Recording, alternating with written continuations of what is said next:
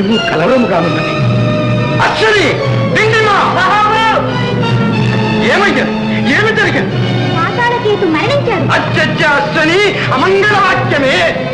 తిరుగులేని మా శక్తికి విరుగులెవడు కనిపెట్టని? అమ్మా!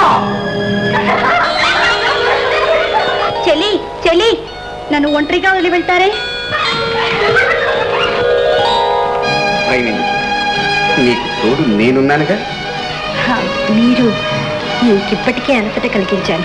పోనీ ఆనందం కలిగించు. నన్ను ఒంటరిగా వదిలి వెళ్ళటం నీకు మర్యాదేనా?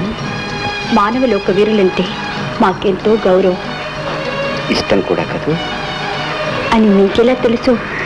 నీ గుండెల్లో దాచుకున్న భావాలు పొంగుతూ మా ఉంటే చూస్తున్నాయి. భూలోక వీరులు బాగా కవ్విస్తారు. పోండి.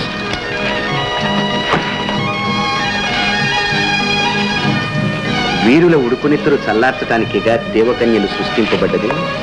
అందాన్ని అనుభవించే వీరుడు దొరికితే మాకు వేడికి.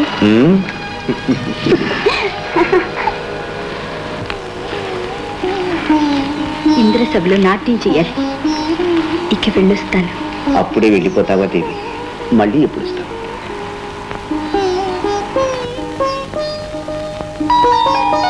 ఈ ఉంగరం చూసి ఎప్పుడు తలుచుకుంటే అప్పుడు వస్తాను.